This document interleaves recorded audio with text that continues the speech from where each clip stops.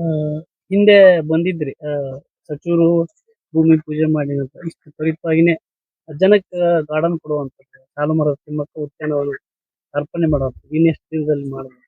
ನಾವು ಹೆಚ್ಚು ಕಡಿಮೆ ಈ ವರ್ಷದ ಕೊನೆ ಹಂತದಲ್ಲಿ ಇದನ್ನ ಅರ್ಪಣೆ ಮಾಡ್ತೀವಿ. ಇನ್ನೂ ಕೆಲಸ ಬೇಕಾದಷ್ಟಿದೆ. ಇದು ಅಭಿವೃದ್ಧಿಗೊಳಿಸ್ಬೇಕಾಗಿದ್ದು ಇನ್ನೂ ಬಹಳಷ್ಟಿದೆ.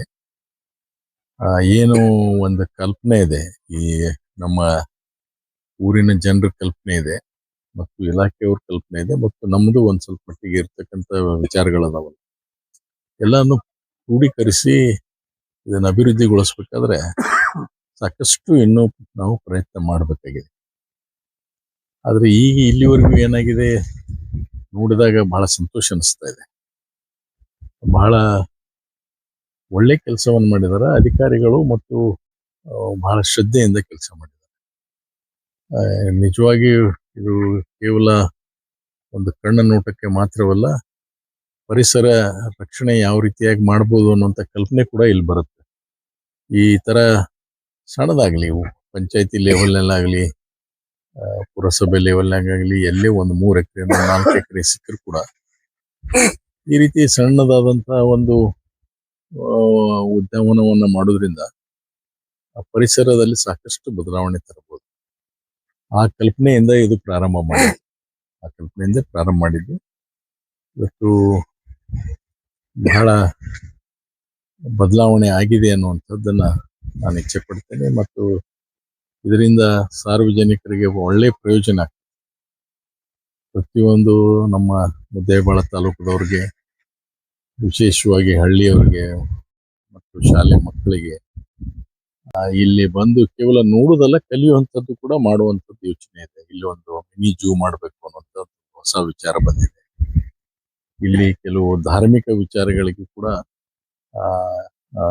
ಸ್ಪಂದಿಸಬೇಕು ಅನ್ನೋಂಥ, ಇಲ್ಲಿ ಮೂರ್ತಿಗಳನ್ನ ಮಾಡಬೇಕು ಅನ್ನುವಂಥದ್ದನ್ನ, ಏನಾದರೂ ಮೂರ್ತಿಗಳನ್ನ ಮಾಡಬೇಕು, ಜನರು ಬಂದು ಆ ಆಕರ್ಷಣೆಗೋಸ್ಕರ ಒಂದು ಕಲ್ಚರಲ್ ಸೆಂಟರ್ ಆಗ್ಲಿಕ್ಕೂ ಕೂಡ ಸಾಧ್ಯ ಆಗ್ತದೆ. ಇವೆಲ್ಲ ಆಲೋಚನೆ ಇದಾವೆ, ಬಹಳ ಯಶಸ್ವಿಯಾಗಿ ಆಗುತ್ತೆ ಅಂತ ನಮ್ಮ ಭಾವನೆ. ಯಾವ ಮೂರ್ತಿ? ಈ ಸದ್ಯದರಲ್ಲಿ ಶಿವನ ಮೂರ್ತಿನೇ ಮಾಡೋಣ ಅಂತದ್ದು ಒಂದು ಕಲ್ಪನೆ ಇದೆ. ಇಲ್ಲ ಕುಂತಿದೆ, ನಿಂತಿರೋದಲ್ಲ. ಶಿವ ಏನು ಧ್ಯಾನದಲ್ಲಿರ್ತಾರೆ, ಆ ಶಿವ ಧ್ಯಾನದಲ್ಲಿ ಇರ್ತಕ್ಕಂಥ ಮೂರ್ತಿ ಮಾಡೋಣ ಅಂತ ಆಲೋಚನೆ ಮಾಡಿದೀವಿ. ಅದಕ್ಕೆ ಸಾರ್ವಜನಿಕರ ವಂತಿಕೆ ಕೂಡ ನಾವು ಕೇಳಬೇಕು ಅನ್ನೋದನ್ನ ಈಗ ಮಾತಾಡಿದ್ದೀವಿ. ಅದನ್ನ ಮಾಡಿಸ್ಲಿಕ್ಕೂ ಪ್ರಾರಂಭ ಮಾಡ್ತೀವಿ. 3 ವರ್ಷದ ಅವಧಿಯಲ್ಲಿ ಒಂದು ಸಾಹಸ ಕೆಲಸನ ಅರಣ್ಯ ಇಲಾಖೆ ಮಾಡಿದೆ. ಇಷ್ಟೇ ಅಲ್ಲ, ಇದು ಒಂದು ಉದ್ಯಾನವನ ಒಂದು ಮಾತ್ರವಲ್ಲ, ನಾನು ನೋಡ್ತಾ ಇದ್ದೀನಿ ಅವೆನ್ಯೂ ಪ್ಲಾಂಟೇಶನ್ಸ್ ಚೆನ್ನಾಗಿ ಮಾಡಿದ್ದಾರೆ. ರಸ್ತೆ ಬದಿಗೆ ಮರಗಳನ್ನು ನಡ್ತಕ್ಕಂಥದ್ದು. ಅದೇ ಅವರು ಪ್ರೋಗ್ರಾಮ್ನಲ್ಲಿ ಇನ್ನೂ ಒಂದು ನಮ್ಮ ನಾಗರಬೆಟ್ಟ ಕೂಡ ಅಭಿವೃದ್ಧಿಗೊಳಿಸ್ಬೇಕು ಅನ್ನುವಂಥ ಬೇಡಿಕೆಯನ್ನು ಸರ್ಕಾರದ ಮುಂದೆ ಇಟ್ಟಿದ್ದೀವಿ. ಹೋದ ಬಾರಿಗೆ ನಮ್ಮ ಮಂತ್ರಿ ಆದಂತ ಈಶ್ವರ್ ಖಂಡ್ರೆ ಅವರಿಗೆ ಅವರು ಆಯ್ತು, ನಾ ಈ ನೆಕ್ಸ್ಟ್ ಬಜೆಟ್ ನಲ್ಲಿ ಕೊಡ್ತೀನಿ ಅಂತ ಹೇಳಿದ್ರು. ಇವತ್ತು ಅವ್ರ ಖಾತೆ ಬದಲಾವಣೆ ಆಗಿದೆ. ಮುಂದೆ ಇನ್ನೂ ಆ ಖಾತೆ ಯಾರಿಗೂ ಕೊಟ್ಟಿಲ್ಲ. ಯಾರಾಗಿ ಬರ್ತಾರ ನೋಡೋಣ. ಅದು ನಾಗರಬೆಟ್ಟ ಕೂಡ ಅಲ್ಲಿ ವನವನ್ನ ನಡೋದ್ರಿಂದ ಅಲ್ಲಿ ಕೂಡ ಅಲ್ಲಿ ಎಂಟೈರ್ ಪರಿಸರನ ಬದಲಾವಣೆ ಆಗ್ತದೆ. ಅಲ್ಲಿ ಬೇಕಾದಷ್ಟು ಗುಡ್ಡ ಅದಾವ, ಸರೂರ್ ಗುಡ್ಡ ಇದೆ, ಇವೆಲ್ಲ ಗುಡ್ಡ ಬರಡಾಗಿದಾವ.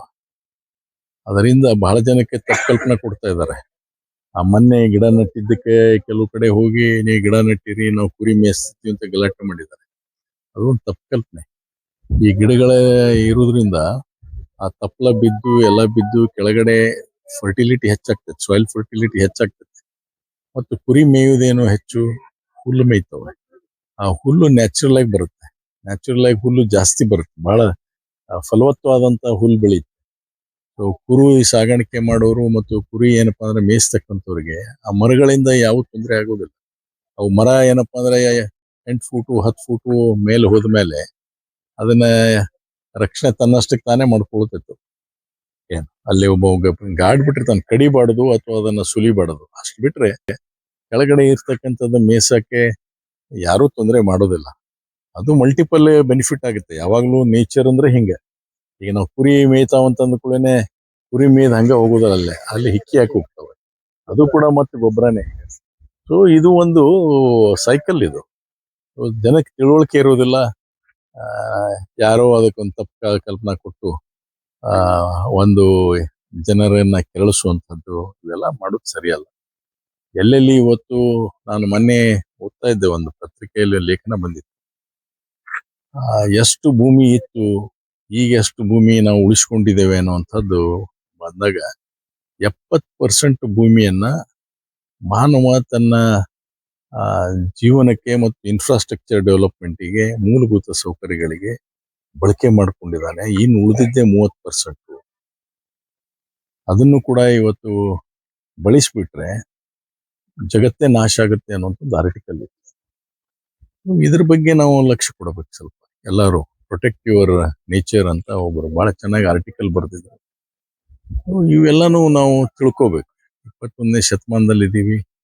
ನಾವು ಯಾವುದಕ್ಕೆ ಹೆಚ್ಚು ಒತ್ತು ಕೊಡಬೇಕು, ಪರಿಸರ ರಕ್ಷಣೆ ಯಾವ ರೀತಿ ಆದ್ರೆ ನಾವು ರಕ್ಷಣೆ ಆಗ್ತೀವಿ ಅನ್ನೋದನ್ನ ತಿಳ್ಕೋಬೇಕು. ಹೀಗಾಗಿ ಆ ಇಲಾಖೆ ಇರುವುದೇ ಅದಕ್ಕೋಸ್ಕರ. ಅರಣ್ಯ ಇಲಾಖೆ ಇರುವುದೇ ಮುಖ್ಯವಾಗಿ ಆ ಒಂದು ಉದ್ದೇಶಕ್ಕೋಸ್ಕರ. ಅದಕ್ಕೆ ಅವರಿಗೆ ನಾನು ಈ ಸಂದರ್ಭದಲ್ಲಿ ಜನಜಾಗೃತ ಮಾಡುವಂತ ಕೆಲಸವನ್ನು ಮಾಡ್ಲಿಕ್ಕೂ ಕೂಡ ಹೊರಗಡೆ ಬೋರ್ಡ್ಸ್ ಹಾಕ್ತೀವಿ ಅಂತ ಹೇಳಿದ್ದಾರೆ. ಬಂದಾಗ ಅರಣ್ಯ ರಕ್ಷಣೆ ಹಾಕ್ಬೇಕು, ಅದರಿಂದ ಏನು ಅಂತ ಹೇಳಿ ಬೋರ್ಡ್ಗಳನ್ನು ಹಾಕ್ತೀವಿ ಅಂತ ಹೇಳಿದ್ದಾರೆ. ಮತ್ತು ಒಳಗಡೆ ಬಂದಾಗ ಪ್ರತಿಯೊಂದು ಗಿಡ ಅದರ ಮಹತ್ವ ಏನು ಅನ್ನುವಂಥದ್ದು ಕೂಡ ಇಲ್ಲಿ ನಟ್ಟಿದ್ದಾರೆ. ಇವೆಲ್ಲ ಗಿಡಗಳು ಇದ್ರ ಮಹತ್ವ ಏನು ಅಂತ ಇಲ್ಲಿ ಬೋರ್ಡ್ ಹಾಕ್ತಾರೆ.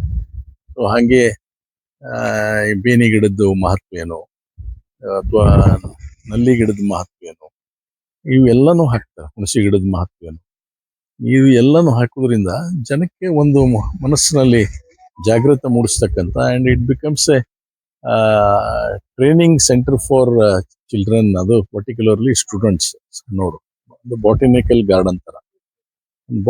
ಗಾರ್ಡನ್ ತರ ಮಾಡಬೇಕು ಅನ್ನುವಂಥದ್ದು ನಮ್ಮ ಎಲ್ಲರೂ ಕನಸಿದೆ. ಇವರು ಇಲಾಖೆಯವ್ರದ್ದು. ಅದಕ್ಕೆ ಏನು ಸಹಕಾರ ಬೇಕು ನಾವು ನೀಡ್ತೀವಿ. ಜಿಪ್ ಲೈನ್ ಮಾಡ್ತೀನಿ ಅಂತ ಚಿಂತನೆ ಇಲ್ಲ, ಜಿಪ್ ಲೈನ್ ಇಲ್ಲ. ಜಿಪ್ ಲೈನಿಗೆ ಮೇಂಟೆನೆನ್ಸ್ ತುಂಬಾ ಜಾಸ್ತಿ